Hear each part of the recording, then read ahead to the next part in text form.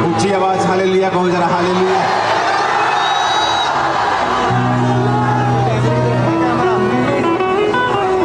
चको अपने हाथों ऊंची आवाज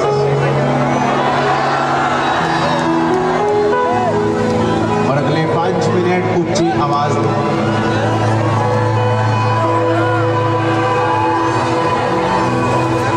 गैर भाषा च प्रार्थना करेंगे, अपने हाथों उठा के ऊंची आवाज में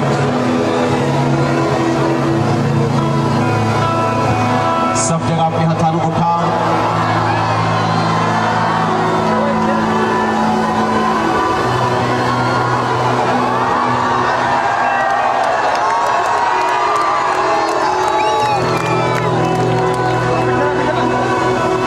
ऊंची आवाज से गैर भाषा च प्रार्थना करके अपने हाथों उठा के धन्यवाद खुदावंद, आज तेरी महिमा होने पाई मेरे सामर्थ्य परमेश्वर, तेरी ग्लोरी तेरे लोग देखने पाए खुदावंद, तेरी महिमा तेरे लोग देखने पाए खुदावंद। प्रभु यीशु मसीह के सामर्थ्य नाम में हम मांगते हैं। स्वागत है सारे अंदर परमेश्वर की प्रेजेंस। स्वर्ग लग रहा है कि नहीं? आज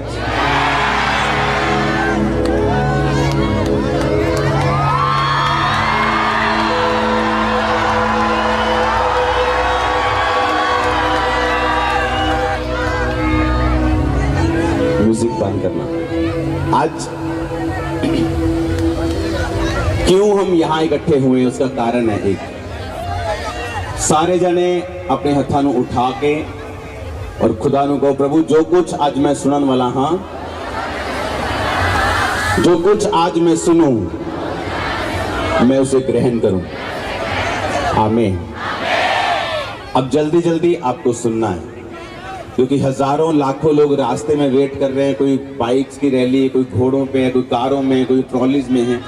तो आप लोग जो पैदल हैं आपको ध्यान से समझना है क्यों आज मैंने चर्च से शुरुआत की है रैली की, और पहली स्टेज आज चर्च में क्यों लगाई।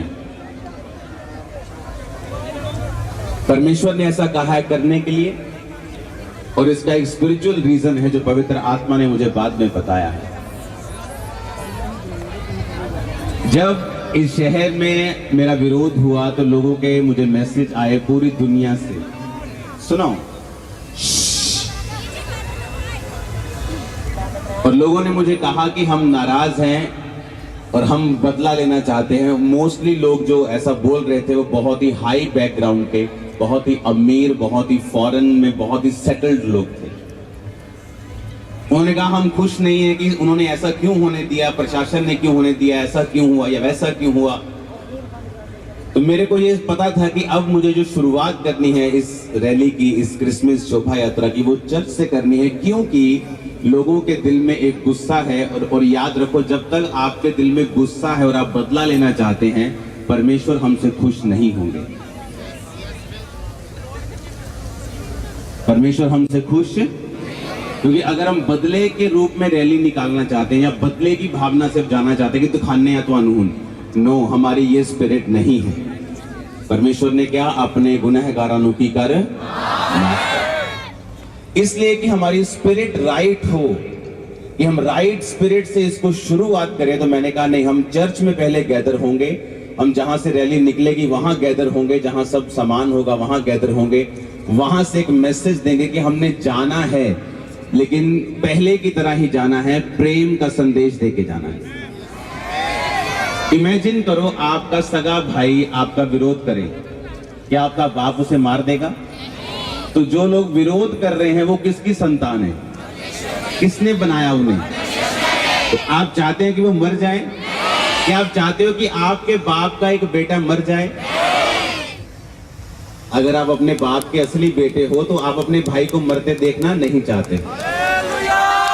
तो आपकी स्पिरिट को करेक्ट करने के लिए कि हमें जब जाना है, क्योंकि अभी यहाँ हम हजारों लाखों की गिनती में, रास्ते में लाखों लोग ज्वाइन होने वाले हैं, गाड़ियां, बसेस, चीजें, रथ, एंड ये बिगेस्ट होगी आज तक की शोभा यात्रा। लेकिन आज हर देश से लोग हमारे साथ हैं, पूरे यूरोप के देशों से, यूएसए से, इंग्लैंड से, ऑस्ट्रेलिया से, न्यूजीलैंड से, सब जगहों से, हर स्टेट से, भारत की स्टेट, हर स्टेट से, हर शहर से, गांव, पंजाब के हर पिंड तो, पंजाब के हर शहर तो, कोई नहीं छोड़ा। परमेश्वर ने सब जगहों से भेजा है। लेकिन हमें अपनी स्पिरिट को क्या करना है? करेक्ट करना है। बाइबल कहती है जब स्तिफनुस पर पत्थरवाह किया गया तो उसने उन पर दोष नहीं लगाया, बल्कि परमेश्वर को कहा, हे परमेश्वर, ये दोष इन पर मत आए। अब मालूम हो गया हम कौन सी स्पिरिट के हैं। अब मालूम हो गया हमें कैसी स्पिरिट के साथ जाना है। हमारा काम है सुसमाचार देना कि प्रभु यीशु मसीह धर्म को बदलने के लिए नहीं, तेरे जीवन को बदलने के लिए आए, तुझे साफ करने के लिए आए, तुझे माफ करने के लिए आए, तुझे जीवन देने के लिए आए। इसलिए कोई भी नाराजगी किसी के प्रति भी अपने दिल में नहीं रखनी, ताकि हमारी प्रार्थनाएं रुक ना जाएं, ताकि हम साफ हृदय से, स्पष्ट आत्माओं से परमेश्वर के सामने चलें। तो अगर मैं ये बात आपको यहाँ पर ना बताता, तो जब तक मैं बताता तब तक आधे लोग इधर उधर लंगर खा रहे होते। तो मुझे मालूम था कि मुझे अभी शुरुआत से, जब लाइव लोग 90 देश आज शोभा यात्रा को देख रहे हैं, 90 कंट्री, भारत की हर स्टेट देख रही है, हर पंजाब का हर एक डिस्ट्रिक्ट देख रहा है, हर गांव में लाइव चल रहा है, और आप यहाँ लाखों की गिनती में होंगे। तो ये एक परफेक्ट टाइम था मैसेज देने के लिए कि वो स्टिल लव्स यू, हम तुमसे अभी भी प्रेम करते हैं, सब विरोधियों को अभी भी प्यार करते हैं और करते रहेंगे। और यही मैसेज हमें देना है कि प्रभु यीशु मसीह क्यों आए। उसने कीलों को ठोकने वाले को माफ किया, हाथों पांव पे कील ठोकर परमेश्वर ने कहा, हे पिता इन्हें माफ कर, क्योंकि ये नहीं जानते ये क्या कर रहे हैं। वचन कहता है कि पतरस, उस पिलातुस ने कहा कि तू अगर कह दे कि जो गुनाह तेरे पे लगाए जा रहे हैं उसे तू इनकार करता है कि ये झूठे हैं, मुझे किसी गवाही की जरूरत नहीं, सिर्फ तेरी गवाही अगर तू ही अपने मुंह से कह दे। जीसस ने कहा, मैंने 3.5 साल इनके लंगड़ों को चलाया, इनके अंधों को आंखें दी, और ये मुझे पकड़ नहीं सके। और मैं किसी, ऐसा नहीं था कि परमेश्वर के पास 100 सिक्योरिटी गार्ड थे। परमेश्वर ने कहा 12 चेले थे बस, जो वही परमेश्वर का सब कुछ हैंडल करते थे। परमेश्वर ने कहा, मैं अपनी मर्जी से इनके हाथ में नहीं आया, लेकिन अब मैं अपनी मर्जी से अपना प्राण देता हूं, पर ये प्रूफ करने के लिए कि इन्होंने मुझे नहीं पकड़ा, मैंने अपनी मर्जी से अपने आप को पकड़वाया है। मैं तीसरे दिन मुर्दों में से जी उठूंगा। और वचन कहता है वो तीसरे दिन मुर्दों में से जी उठ के 40 दिन फिर प्रचार करके 40 दिन वचन कहता है परमेश्वर ने उनके बीच में रह के उनको समाचार दिया, उनके साथ खाना खाया कि ये ना लगे कि मैं आत्मा हूं, कि यीशु मसीह की आत्मा है या ये भूत है या ये इंसान नहीं है। परमेश्वर ने जी उठ के फिर उनके साथ खाना खाया, उनके साथ काम किया। 40 दिन उनको दिखाई देता रहा, कभी प्रकट होते थे, कभी गायब होते थे। वो सुपर नेचुरल थे क्योंकि वो जी उठ चुके थे, लेकिन वो खाना खा रहे थे, वो सब चेलों से मिल रहे थे, सब चेलों को सांत्वना दे रहे थे। और परमेश्वर ने कहा था जाओ और अब सब जातियों के लोगों को चेला बनाओ, जाओ और सब लोगों को सुसमाचार प्रचार करो, जो आज्ञाएं मैंने तुम्हें दी हैं उन्हें मानना सिखाओ। तो कैसे हम आज्ञा मानना सिखाएंगे लोगों को? अगर हम खुद बदले की भावना रखेंगे, खुद मारने की भावना रखेंगे, खुद उनको नीचे गिराने की भावना रखेंगे। जीसस ने कहा जो बातें तुमने मुझसे सीखी हैं वो दूसरों को सिखाना है। आज हम प्रेम की आत्मा से चलेंगे और ऐसी अग्नि बन के चलेंगे कि सुसमाचार की अग्नि से कोई बच नहीं पाएगा। इसलिए जीसस ने कहा था, जीसस किसी नए धर्म को स्थापित करने के लिए नहीं आए, क्योंकि जब हम धर्म की बात करते हैं तो फिर लड़ाइयां होती हैं, लेकिन जब हम धार्मिकता की बात करते हैं तब लड़ाइयां नहीं होती हैं। आमीन।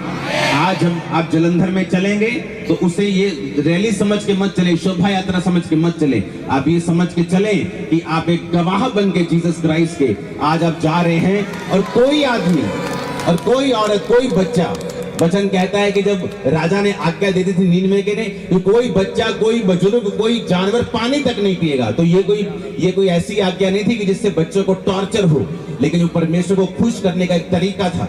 आज कोई रेस्ट नहीं करेगा, कोई बंदा लास्ट से पहले अपने घरों में नहीं जाएगा। रात हो गई है, धुंध बढ़ गई है, ये हो गया, हमें जाना है। नो, हम शुरू से लेकर अंत तक आप एक एक जन चलेगा और खुदाबंद के नाम को महिमा देगा। मैंने इतने लोग आज तक अपनी शोभा यात्रा में नहीं देखे, क्योंकि अभी हम यहाँ लाखों में, इमेजिन करो पीछे कितने, गेट पे कितने खड़े, रास्ते में कितने लोग ज्वाइन होने वाले हैं। तो हमें आज सुसमाचार देना है। सुसमाचार के पर्चे आपके हाथ में होने चाहिए, सुसमाचार के वचन आपके हाथ में होने चाहिए, एक मैसेज प्यार का आपके हाथ में होना चाहिए। और कौन शर्मिंदा होगा? शैतान शर्मिंदा होगा, शैतान की आत्मा शर्मिंदा होगी कि इन्होंने परमेश्वर के वचन को नहीं तोड़ा और राइट स्पिरिट से ये परमेश्वर के कामों को कर रहे हैं। हालेलुया। ऊंची आवाज में कहो हालेलुया, ऊंची आवाज में हालेलुया। एक्साइटेड हो खुदाबंद के काम को करने के लिए? खुदाबंद